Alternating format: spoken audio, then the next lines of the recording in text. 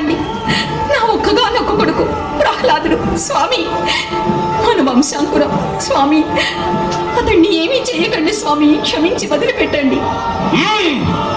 నీ విష్ణువు ఎక్కడున్నాడు, ఎలా ఉన్నాడు చెప్పు, వెంటనే అతన్ని సంహరిస్తాను.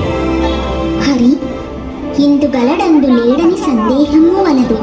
ఎందెందు వెతికి చూసినా హరి సర్వోపకతుండు. తండ్రి, హరి ఎక్కడైనా ఉంటాడు. అయితే ఈ స్తంభంలో ఉన్నాడా నీ హరి? ఓ, ఈ స్తంభంలో కూడా ఉంటాడు. పిలిస్తే పలుకుతాడు, కానీ పిరికి పందలా దాక్కొని లేడు. హరి వీర భయంకరంగా దీనిని చీల్చుకొని రాగలడు. కావాలంటే పరాగట్టి చూడండి ఈ స్తంభాన్ని. శ్రీహరి తన భక్తులను రక్షించడానికి సదా సిద్ధంగా ఉంటాడు, సర్వత్రా ఉంటాడు. అయితే ఈ స్తంభాన్ని పగలగొట్టి నీ హరిని సంహరిస్తాను, చూడు. తండ్రి, నీవు శరణు వేడుకో, నిన్ను క్షమించి అనుగ్రహిస్తాడు, నీకు ప్రాణభిక్ష పెడతాడు. అతడు నాకు ప్రాణభిక్ష పెట్టడమేమిటి? నేనే అతడి ప్రాణాన్ని నా గదాఘాతంతో సంహరిస్తాను.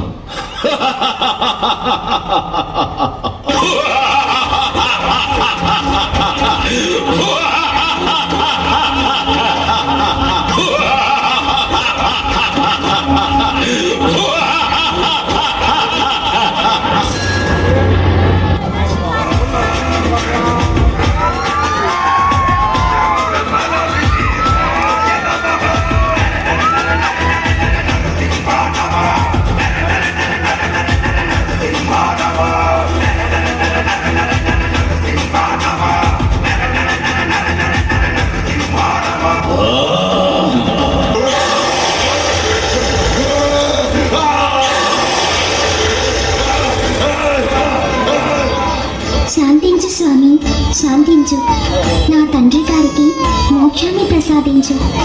ఓం నమో నారాయణాయ, ఓం నమో నారసింహాయ, ఓం నమో నారాయణాయ, ఓం నమో నారసింహాయ.